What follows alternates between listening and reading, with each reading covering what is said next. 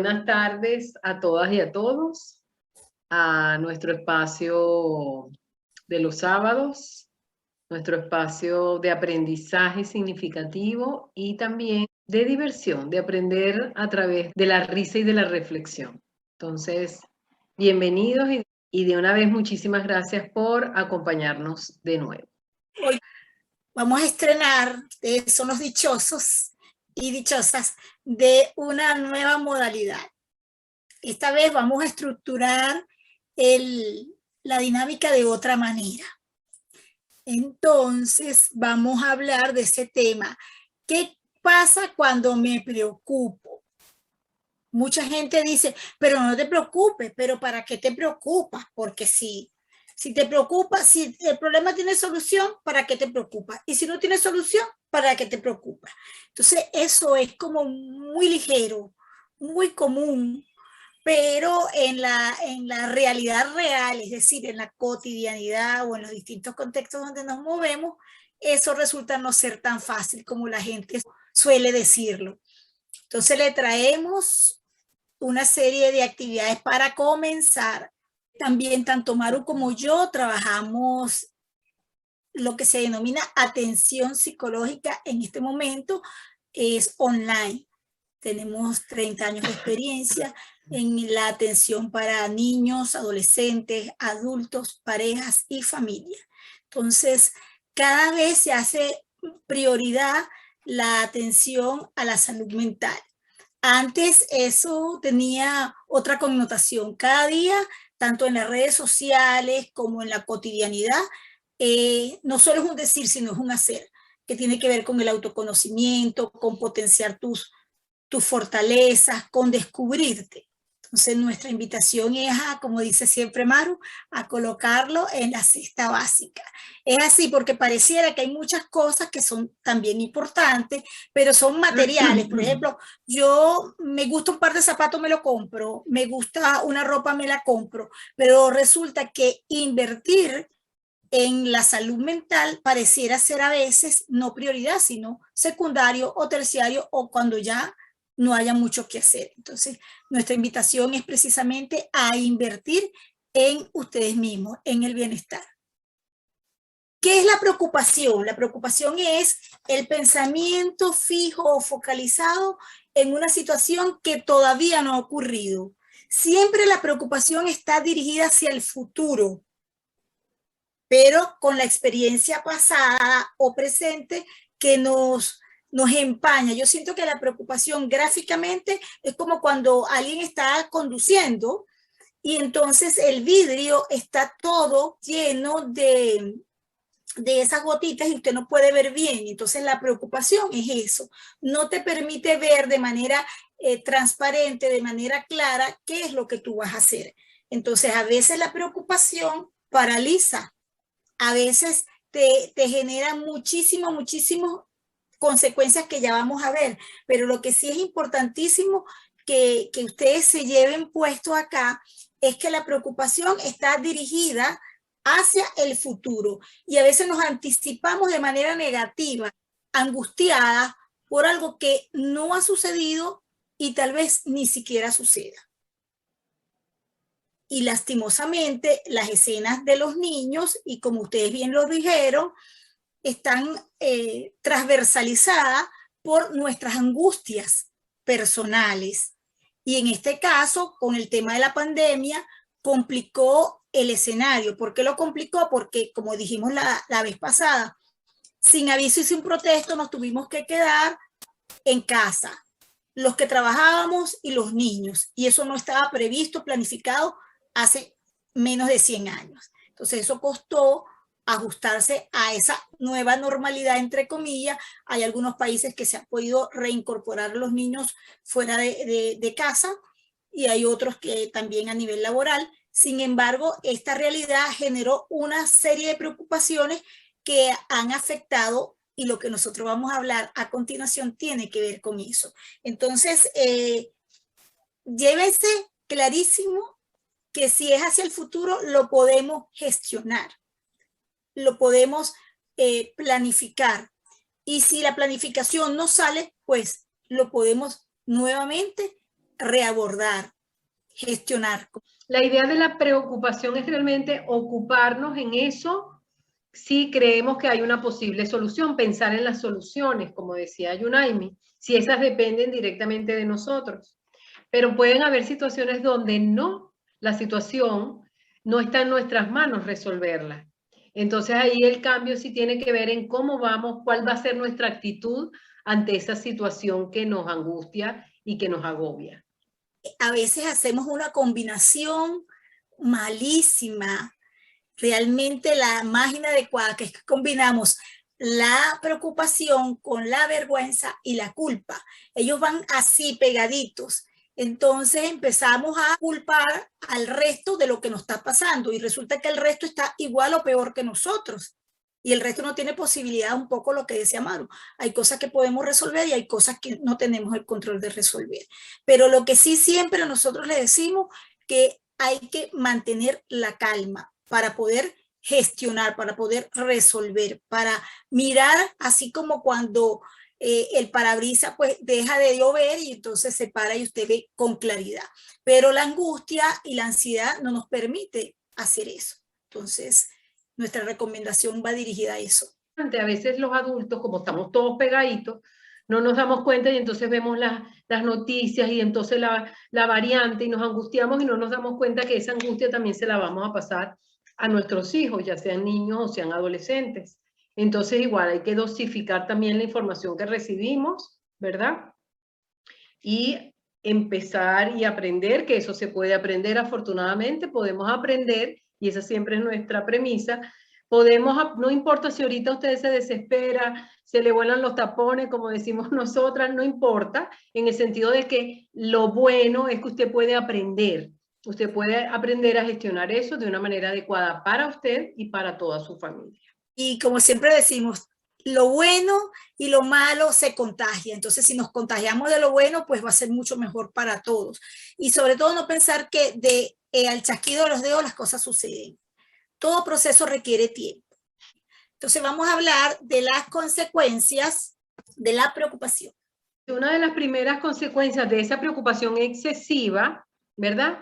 Y aquí tenemos a esta mujer, fíjense cómo está, agobiada, es que tenemos fatiga, nos sentimos cansados. Uno escucha a las personas, ¿cómo te sientes? Ay, estoy cansada, estoy cansadísimo, estoy agotado.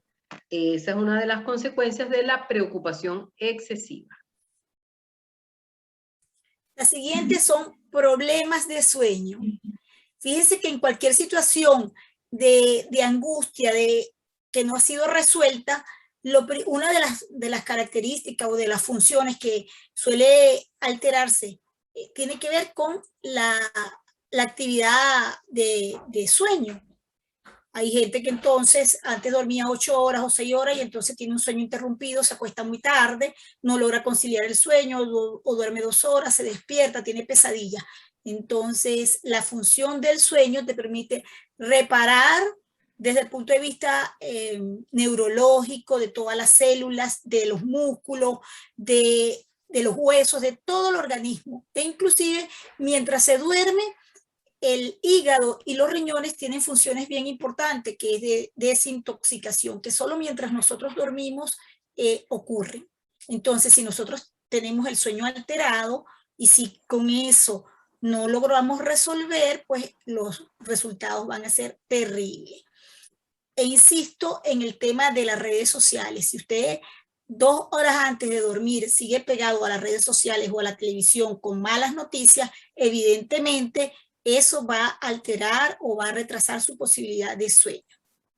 Otra consecuencia de la preocupación excesiva es que nos volvemos sumamente irritables. Tenemos esa irritabilidad a flor de piel. Entonces es cuando usted se da cuenta que usted contesta mal, por un motivo chiquitico usted explota, ¿ok? Usted está fuera de sus casillas por ese exceso de preocupación. Ajá, dolores y tensión muscular. ¿Quién aquí antes de una entrevista laboral o cuando tuvo problemas laborales o cuando sospechó porque alguien por los pasillos dijeron que yo vi que estaban en la lista de lo que iban a despedir o cuando antes de presentar un examen no tuvo acá en todo el área del trapecio y todo lo que tiene que ver con los hombros y más abajo o aquí en la cabeza, dolores. Y resulta que después que presenta el examen se le quitan los dolores sin ningún analgésico, porque hay una gran contracción muscular. ¿Okay? Inclusive los músculos de la cara. Hay gente que duerme con los dientes, se les desgasta por el exceso de tensión muscular. Entonces, pendiente con eso. Otra consecuencia es dificultad para concentrarse, ¿ok? Como tenemos tantas cosas en la cabeza, entonces andamos dispersos. Andamos dispersos y, ay, ¿verdad que yo tenía que hacer tal cosa? ¿Verdad que yo tenía que hacer tal otra? Porque andamos absolutamente dispersos. Imagínense, es que se me va a salir el corazón del pecho, dice la gente, ¿verdad? Algunos de ustedes tal vez, hay quienes se sonríen por allí porque se han sentido identificados. Aumento del ritmo cardíaco y la respiración. Es decir, nuevamente nos conectamos con todo lo que es terrorífico, con lo que también una de las cosas que quería retomar en referencia a las preocupaciones es que en general las preocupaciones surgen porque hay un temor o un riesgo de pérdida. De pérdida puede ser de la salud, de pérdida puede ser de la estabilidad laboral, de pérdida de la pareja, de pérdida de cualquier situación que a usted le generaba estabilidad. Inclusive los que decidimos emigrar también es el temor o el miedo a perder esa seguridad que, entre comillas, teníamos en el país, en el trabajo, en nuestras relaciones sociales, etcétera, etcétera. Entonces, cuando usted tiene un aumento de ese ritmo cardíaco y de la respiración, está alterando su salud física y también la mental. En ese mismo orden de ideas, estar preocupado de manera excesiva, que es con ese pensamiento, ¿verdad? Ese rumiar, rumiar, rumiar, rumiar, hace que usted genere una hormona que se llama cortisol, que es la hormona del estrés. Entonces, todas estas cosas que hemos hablado, esa dificultad para dormir, cuando usted está preocupado, usted empieza a respirar cortico, por eso es que siente que el corazón se le acelera, ¿ok? Todo eso ocasiona que su sistema inmunológico se debilite. Y eso significa que entonces usted va a ser más propenso a que le den gripes, a que le den resfríos, a enfermarse.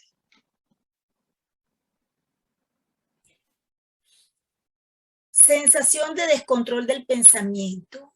Uno no sabe cómo organizar y dice que la cabeza se me va a reventar porque tiene todas las ideas allí, una entrecruzada con otra y no sabe organizarse. Que no quiere que le digan nada, está muy asociada a la irritabilidad y también a la falta de concentración. La persona siente, llega un momento en que no sabe ni siquiera qué pensar ni qué hacer.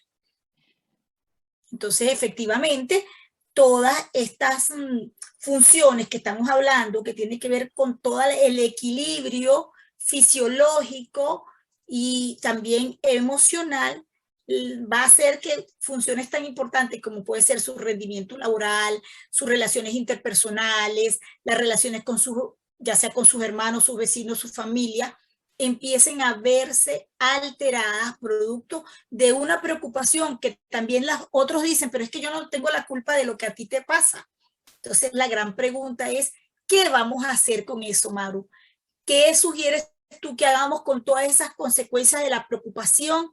Y no podemos, porque de paso, hay gente que dice, yo quisiera agarrar, dejar la cabeza allí y dormirme. Entonces, pero no podemos, porque inclusive hay quienes mientras están durmiendo no descansan, con una pesadilla, con un sueño, con etcétera, etcétera. Y hay quienes antes de dormirse ven el número de muertos, el número de fallecidos, cuánto ha aumentado la bolsa, todas esas cosas que lo que van a generar es mayor angustia. Entonces, Maru, ¿qué nos recomiendas? Bueno, ¿qué les recomiendo? Miren, les tenemos aquí la solución.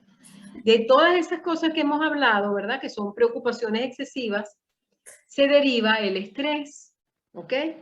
Entonces, nosotras les hemos preparado algo hermosísimo que se llama que es un taller virtual, que se llama Basta del Estrés, que es el 1 de octubre. 7 técnicas para superarlo.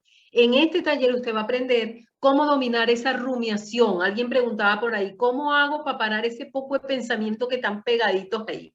Ahí ustedes van a aprender una serie de técnicas que les aseguramos, una vez ustedes empiecen a implementarlas, no es que no van a tener estrés, lo van a tener, lo vamos a tener siempre. Él está allí, solamente que lo vamos a saber gestionar de una manera adecuada y no vamos a tener entonces lo más probable problemas de sueño, ni un sistema inmunológico débil, nada de esas cosas, porque vamos a tener una manera positiva, nutritiva de encarar.